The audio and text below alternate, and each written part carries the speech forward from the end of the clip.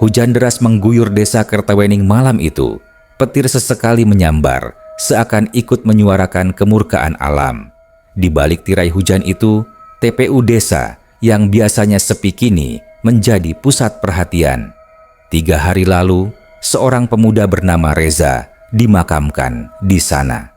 Tapi bukan karena jasanya, melainkan karena jejak hitam dalam hidupnya yang tak pernah dilupakan warga. Reza, anak sematawayang dari Bu Aminah, dikenal luas sebagai pemuda pemarah dan durhaka.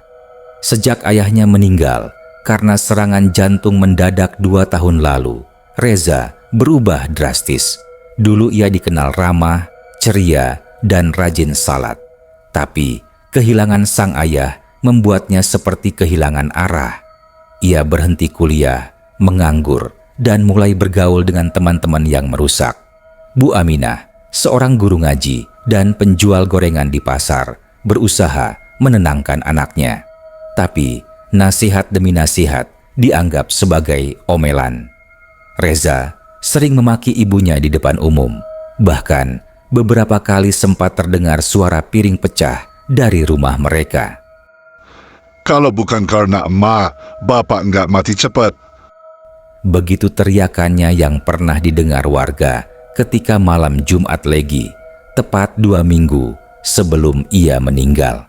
Yang paling menyayat hati adalah saat Reza memaksakan ingin menjual rumah peninggalan ayahnya. Ia butuh uang untuk membeli motor sport dan ikut komunitas geng motor. Bu Aminah menolak. Ia berkata, rumah itu satu-satunya kenangan dari ayah Reza. Tapi Reza justru mengusir ibunya dari rumah. Hari itu, tubuh Bu Aminah gemetar. Air matanya mengalir saat ia duduk di teras masjid sambil membawa 1 tas kecil berisi pakaian dan Al-Quran lusuh. Namun, tak lama kemudian, kabar kematian Reza menyebar. Ia tewas di tempat setelah menabrak tiang listrik di turunan tajam arah hutan karet. Malam sebelumnya, Reza terlihat marah-marah sambil mabuk melempar helm ke tengah jalan. Tak ada satupun warga yang terkejut mendengar kabar kematiannya, namun semua iba pada Bu Aminah. Di hari pemakaman, ia hanya duduk diam, wajahnya pucat tanpa air mata. Saat tanah terakhir ditabur di atas makam Reza, ia hanya berkata lirih, "Ibu belum bisa maafin kamu, Za." 2 hari setelah pemakaman itu, tragedi lain menimpa. Bu Aminah mengalami kecelakaan sepulang dari pasar pagi. Sepeda motornya tertabrak truk yang remnya blong di turunan sebelum jembatan Kali Biru.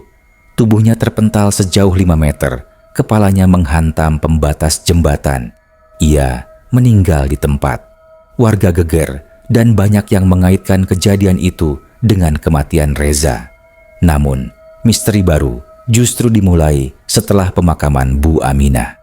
3 malam berturut-turut, makam Reza terdengar seperti retak dan bergetar. Makam itu berada di bagian paling utara TPU, dekat pohon beringin tua. Pak Slamet, penjaga makam yang tinggal di rumah kecil samping pemakaman, mengaku melihat tanah di atas pusara Reza retak seperti terbelah meski tidak ada hujan ataupun longsor. Saya lihat sendiri, Pak. Tanahnya belah, bukan karena air, tapi seperti ada yang mau keluar dari dalam situ, ujar Pak Slamet kepada ketua RT. Warga mulai gelisah, apalagi sejak beberapa orang mendengar suara tangisan laki-laki di area makam saat malam Jumat. Bukan tangisan biasa, tapi tangisan diselingi bisikan permintaan maaf. "Ibu, maafin aku. Tolong, aku nyesel." Desa Kertawening yang biasanya sunyi mulai dihantui perasaan was-was. Banyak anak muda yang mulai takut keluar malam. Beberapa warga yang sempat membantu proses pemakaman Reza mulai bermimpi aneh. Mimpi tentang Reza datang mengetuk pintu, menangis, meminta maaf sambil membawa Al-Quran yang terbakar di tangannya. Saya mimpi Reza nangis di depan pintu rumah.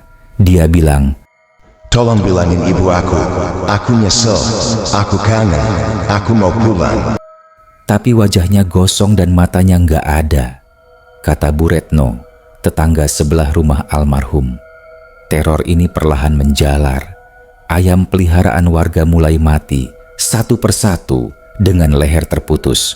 Bayi-bayi menangis serempak setiap pukul 2 dini hari. Bahkan seorang ibu hamil mengaku melihat bayangan hitam dengan suara lirih Reza memohon, "Ibu, aku salah." Suara-suara itu muncul dari arah TPU, lalu kadang terdengar hingga ke rumah-rumah. Bau bunga Kamboja tercium pekat meski tidak ada angin. Dan yang paling menyeramkan, makam Reza kini tidak bisa ditaburi air atau bunga. Setiap kali ada yang mencoba, air selalu terserap seketika dan bunga menghitam dalam beberapa jam. Warga mulai percaya arwah Reza belum diterima, belum dimaafkan, dan kini ia bangkit untuk mencari penebusan. Tapi ibunya sudah tiada, maka ia pun mulai meminta maaf kepada siapa saja yang dulu pernah ia sakiti. Hari keempat pasca kematian Reza, TPU Desa Kertawening kembali digegerkan oleh suara seperti tanah yang pecah, terdengar keras pada pukul 2 dini hari. Pak Slamet, penjaga makam, mengaku mendengar suara seperti gemeretak-retakan batu dari arah makam Reza. Ia bergegas membawa senter tua miliknya dan menyusuri jalan kecil berbatu menuju lokasi. Ketika cahaya senter menyorot ke makam Reza, Pak Slamet langsung mundur satu langkah. Tanah di atas pusara itu benar-benar telah terbelah. Bukan retak biasa, tapi benar-benar seperti terbelah dua membentuk celah hitam menganga. Tidak ada tanda-tanda longsor, hujan, atau akar pohon penyebab. Bahkan batu nisannya miring dan bagian nisan yang bertuliskan nama Reza tampak retak hingga membentuk huruf yang nyaris tak terbaca. Allahu Akbar, Astagfirullah. Gumam Pak Slamet sembari membaca doa perlindungan. Bau menyengat yang tak biasa menyeruak dari celah makam. Bukan bau mayat, tapi bau seperti daging terbakar bercampur belerang. Besok paginya, warga berdatangan ke makam. Mereka menyaksikan sendiri bagaimana tanah kuburan Reza tampak seperti dicungkil dari dalam. Tak ada binatang atau jejak alat gali. Beberapa warga mencoba menabur air yasin dan bunga, tapi anehnya bunga itu langsung menghitam hanya dalam waktu 5 menit. Air menguap meski cuaca pagi masih dingin. Pak RT yang ikut melihat memutuskan memanggil Kiai Soleh, tokoh agama yang biasa menangani gangguan gaib di desa. Saat Kiai Soleh tiba, ia langsung menunduk dan membaca ayat kursi, lalu memandangi makam Reza dalam-dalam. Kiai Soleh berkata lirih, "Arwah ini gelisah. Ia sedang mencoba kembali. Ia mencari maaf yang tak sempat ia dapatkan." Malamnya, warga kembali dikejutkan oleh kejadian aneh. 3 rumah yang berada di radius 50 meter dari makam Reza mengalami hal sama.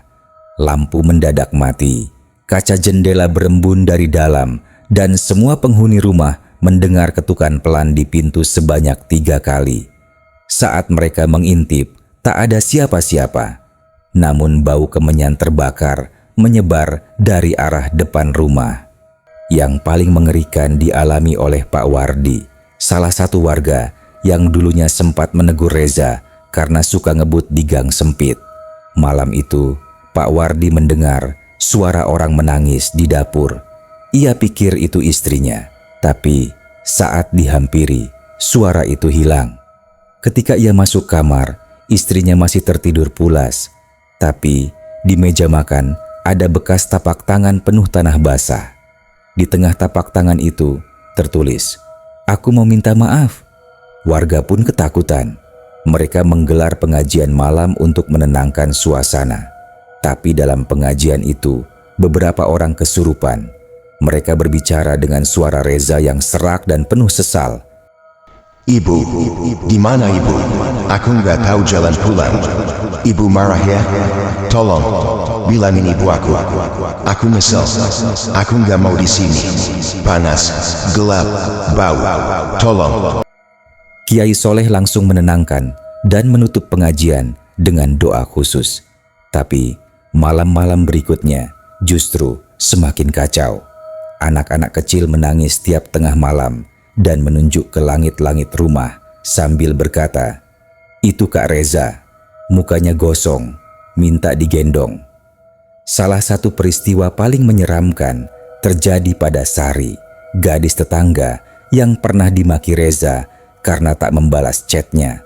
Malam itu, Sari sedang mencuci piring saat tiba-tiba air keran berubah merah seperti darah.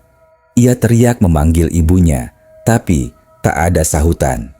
Saat ia menoleh ke ruang tamu, dilihatnya sosok tinggi terbakar dengan kepala tertunduk berdiri membelakanginya. Sosok itu berbisik dengan suara yang dalam, "Sari, maafin aku." Tubuh Sari langsung lemas dan ia pingsan. Ketika sadar, ia menggigil dan tidak bisa bicara selama 2 hari. Makam Reza pun resmi ditutup garis pembatas oleh warga. Tak ada yang berani mendekat lagi. Bahkan Pak Slamet pindah tidur ke rumah anaknya karena malam-malam mulai terdengar suara tanah digaruk dari bawah. Desa Kertawening kini tak hanya sunyi, tapi benar-benar dihantui kengerian yang nyata. Teror ini seolah baru permulaan, karena arwah Reza kini tak hanya mencari maaf dari ibunya. Ia akan mendatangi setiap orang yang pernah ia sakiti, dan setiap ketukan pelan di pintu rumah bisa jadi adalah pertanda. Hari ke-7 pasca pemakaman Reza, teror mulai bergeser. Bukan lagi hanya suara atau penampakan samar, melainkan interaksi langsung. Satu persatu orang yang pernah bersinggungan negatif dengan Reza mulai merasakan kehadirannya secara nyata. Pak Darto, tetangga depan rumah almarhumah Bu Marni, adalah salah satu korban pertama. Ia dikenal sering memanas-manasi Reza agar jangan nurut pada ibunya. Katanya, "Kamu laki-laki, jangan kayak perempuan, nurut mulu sama emak." malam itu, Pak Darto sedang menonton TV sendiri karena istrinya tidur lebih dulu. Tiba-tiba, layar TV-nya blank, lalu muncul wajah Reza dalam kondisi hangus, matanya putih polos, dan mulutnya menganga. Dari layar itu, terdengar suara serak. Om, maafin aku. Om. Pak Darto langsung melempar remote dan berlari keluar rumah. Tapi, sebelum keluar, ia melihat di kaca jendela bayangan Reza berdiri di belakangnya. Saat berbalik, tak ada siapa-siapa. Namun lantai tempat ia berdiri basah oleh tanah kuburan dan ada tulisan dari lumpur, "Aku nggak tahu kemana lagi." Keesokan paginya, warga geger karena Pak Darto ditemukan pingsan di mushola, masih mengenakan sarung dan mukena milik istrinya. Mulutnya berkomat kamit meski belum sadar. Tak lama berselang, giliran Arman, teman nongkrong Reza yang dulu sama-sama mabuk-mabukan, mengalami kejadian aneh. Ia tengah tidur siang ketika terbangun oleh bau amis darah. Di atas perutnya duduk sosok Reza dengan wajah rusak dan lidah menjulur. Man, kamu dulu pernah bilang aku harus cuekin emak. Sekarang aku nyesel, man. Gimana caranya aku minta maaf kalau emak udah nggak ada? Arman teriak sekuat tenaga, tapi tak bisa gerak. Setelah Reza menghilang, Arman demam tinggi selama 3 hari dan hanya bisa menangis sambil memanggil nama ibu Reza. Warga desa mulai resah. Pengajian pun makin rutin dilakukan, tapi bukannya reda. Arwah Reza justru makin sering menampakkan diri. Bahkan ia kini muncul di tempat-tempat tak terduga. Kamar mandi masjid, belakang pasar, hingga pojok kelas SD tempat dulu ia bersekolah. Yang membuat bulu kuduk merinding adalah ketika arwah Reza mulai muncul di mimpi anak-anak kecil. Mereka mengatakan Reza duduk bersimpuh sambil menangis, lalu berkata, Tolong bantu aku cari ibu. Aku mau peluk ibu dan bilang aku nyesel. Aku kangen ibu. Salah satu kejadian paling menyayat hati terjadi pada malam tahlilan 7 hari Bu Marni. Di rumah itu hanya ada satu lilin kecil yang menyala karena lampu padam mendadak. Saat semua sedang membaca doa, tiba-tiba lilin itu padam sendiri dan seseorang dalam kondisi ruangan gelap gulita berkata dengan suara tercekat, Ibu, aku pulang. Tapi ibu, udah nggak ada. Aku nyesel. Orang-orang terdiam, tak ada yang bicara. Saat lilin kembali dinyalakan, semua kursi yang tadi diduduki jemaah tahlil basah seperti habis hujan. Bau tanah basah bercampur darah memenuhi ruangan. Salah satu jamaah bahkan muntah karena tak kuat mencium baunya. Kiai Soleh kemudian menyimpulkan bahwa Reza bukan arwah jahat, tapi arwah tersesat yang belum dapat restu terakhir dari ibunya. Ia belum sempat mengucap maaf, belum mendapat pelukan, belum diampuni, dan karena itu jiwanya terus berkeliaran, mencoba mendatangi siapapun yang dulu terlibat dalam hidupnya untuk menyampaikan penyesalan. Namun semakin lama, arwah Reza seperti kehilangan arah. Ia mulai merasuki orang secara acak. Seorang penjual bakso di pinggir desa tiba-tiba kerasukan saat melayani pembeli dan bicara dengan suara serak. Saya Reza. Saya meminta maaf sama ibu. Saya nggak tahu. Saya harus kemana. Teror ini kini bukan hanya horor, tapi jadi duka kolektif. Warga desa mulai rutin menggelar doa bersama agar arwah Reza bisa tenang.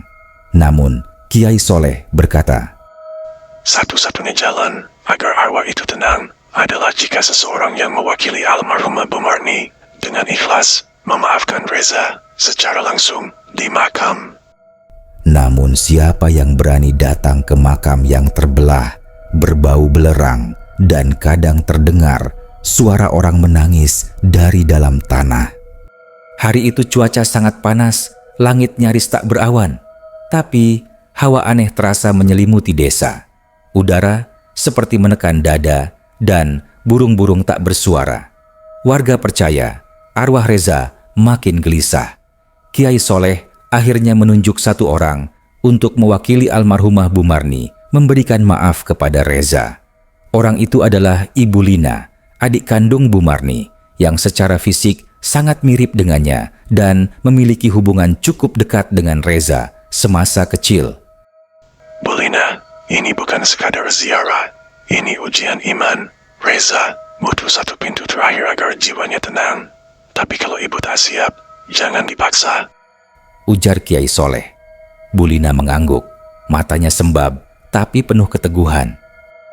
Kalau bukan saya, siapa lagi yang bisa bantu dia? Katanya lirih. Sore itu, ditemani Kiai Soleh dan 3 warga, Bu Lina melangkah ke pemakaman.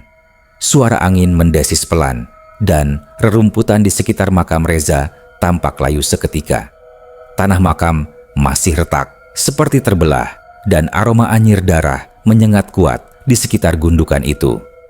Bu Lina duduk di dekat nisan, membawa air yasin dan selembar mukena milik almarhumah Bu Marni. Tangannya gemetar, tapi ia tetap membaca surat yasin pelan-pelan. Suaranya bergetar ketika sampai di bagian akhir. Saat itu juga angin berhenti, sunyi, langit seperti membeku. Tiba-tiba dari tanah terbelah itu terdengar suara pelan, suara tangisan, parau dan lirih, seperti anak kecil yang ketakutan. Bu, aku pulang. Bu, aku nyesel. Aku pengen peluk ibu. Kenapa ibu pergi? Aku belum sempat minta maaf. Bu. Bu Lina menahan napas. Air matanya jatuh tak tertahan. Ia buka mukena yang dibawa, meletakkannya di atas pusara, lalu berkata, lantang, Reza, jika kamu mendengar tante, kamu tahu ini mukena ibumu. Ibumu sangat sayang padamu. Kamu memang salah, tapi ibumu pasti sudah memaafkanmu. Aku mewakili ibumu. Aku ikhlas memaafkan kamu, Reza. Tiba-tiba tanah berguncang pelan. Kuburan yang terbelah mulai menutup perlahan, seolah dikubur ulang oleh kekuatan tak terlihat. Aroma busuk menghilang digantikan wangi melati samar. Tapi tiba-tiba dari balik batu nisan keluar kabut hitam dan sosok Reza muncul. Tubuhnya utuh, wajahnya bersih, tapi matanya kosong. Ia melangkah ke arah Bulina. Semua warga gemetar, sebagian mundur, tapi Bulina tetap duduk. Reza jongkok di depannya, lalu berkata lirih, Terima kasih, tapi bukan tante yang aku cari. Aku ingin ibu sendiri yang bilang. Aku di sini terus, aku nunggu. Tiba-tiba wajah Reza berubah menjadi rusak, seperti dagingnya mencair. Ia menjerit, Aku gagal lagi. Kenapa ibu harus mati sebelum ampunin aku? Tanah bergetar hebat. Batu-batu nisan di sekitarnya pecah. Warga berlari, tapi Bulina tetap memeluk udara kosong di depan makam dan berteriak, Kamu sudah dimaafkan, Reza. Kamu sudah dimaafkan. Jangan tersiksa lagi. Pulanglah. Seketika itu, tubuh sosok Reza seperti meledak menjadi abu. Kabut hitam menyebar, lalu lenyap disapu angin. Aroma bunga lebih kuat dari sebelumnya. Dan untuk pertama kalinya, suasana di pemakaman terasa damai. Bulina jatuh pingsan.